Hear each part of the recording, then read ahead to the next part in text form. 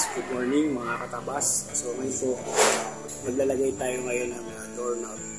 So itong pinto na to ay wala pang doorknob. So ipapakita ko po sa inyo yung procedure po kung paano po maglagay ng doorknob. So tara guys, let's go! So ito guys yung mga kailangan natin. Siyempre kailangan natin ng unang-una ito. Kailangan natin ng barena. And then kailangan din natin ng metro. Ito yung holes set, no? Ito yung pambutas. Ito din yung pambutas nito sa gilid, yung daanan ng lock. Ito naman yung kakabitan nitong pambutas ng malaki. So magka-partner yan. Then eskwala, tapos pait, yan. And then Phillips screw. And pangmarka, lapis or ballpen. So yun guys. So guys, ang standard po ng paglalagay ng doorknob, unang sukat po nun mula sa baba kung sa taas is 1 meter or 100 cm. Sukatan po natin.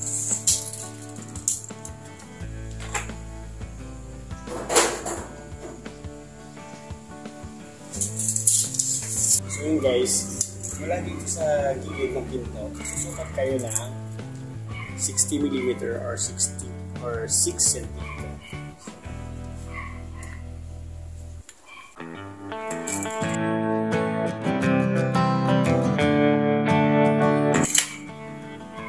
So yan, dito sa may group na yan, from dito hanggang doon, 6 cm, doon tayo itutusok natin yung holes.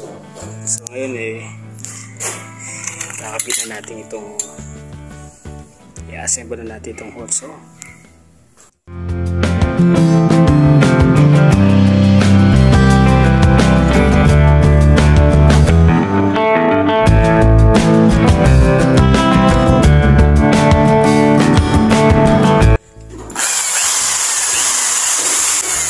So yun guys, natapatan natin doon sa dito natin. Ito.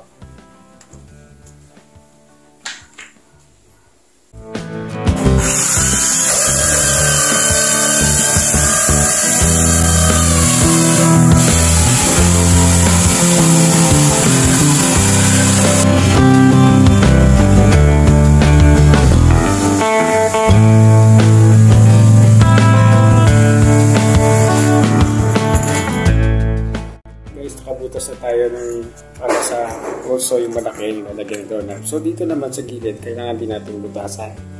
So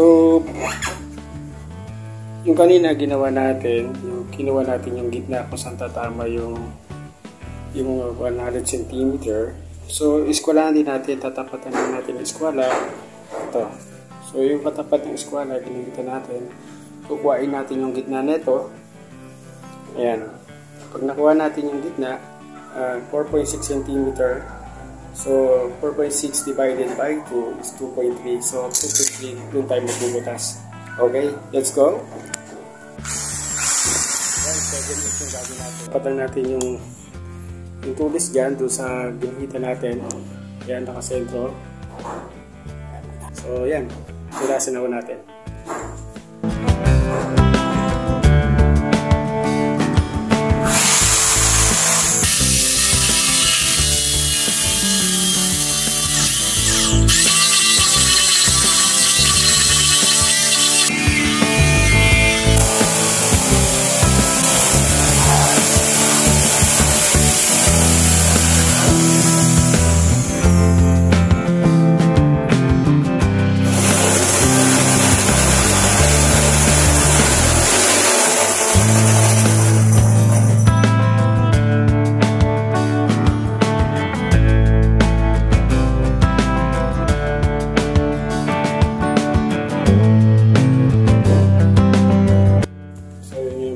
Ilalagay natin itong doon sa binabasa natin. So ito yan, pasok natin. So kailangan pumasok siya, pero kung nakikita nyo sumasabit siya, so kailangan paan dito para magkasya. So yun guys, let's go!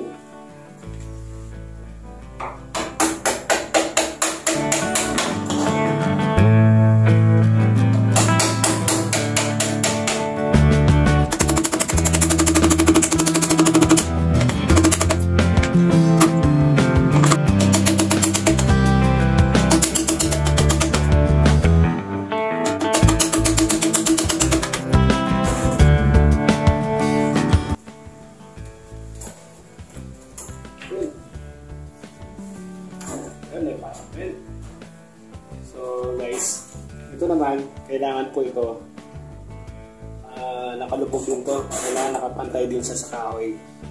So, kailangan natin mag-uka ulit. So, guguhitan muna natin.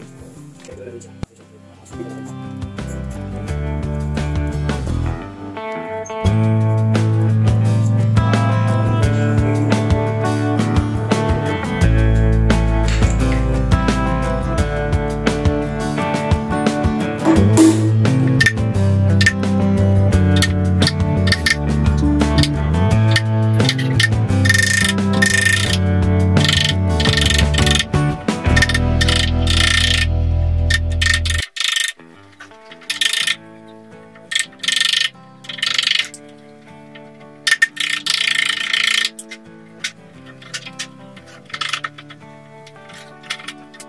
So ito guys, katakan natin.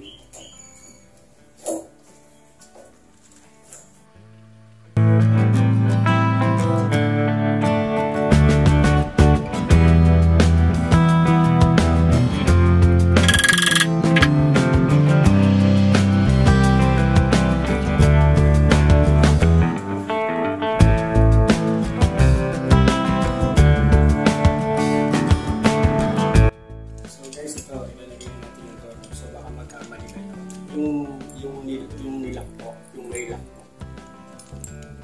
I mean yung naglalak, yung dapat sa loob. Yung susihan, ito dapat sa labas.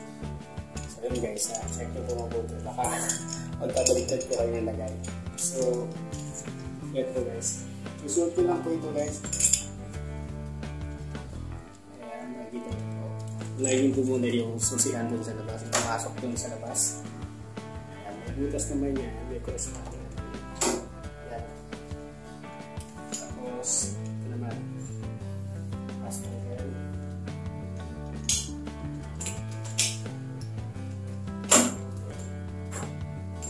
Tapos, may tornilyo dyan dalawa.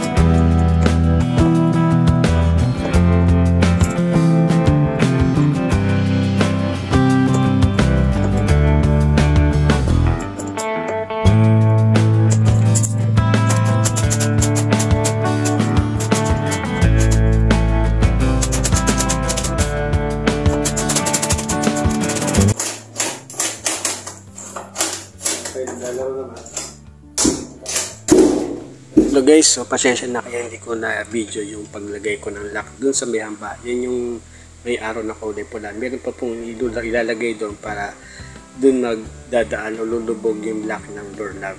Basta guys, ang importante tumapat yung lock ng doorknob dun sa butas na nasa hamba. So yun lang guys, don't forget to subscribe, like and share my videos, and see you po and my next project, and thank you very much po.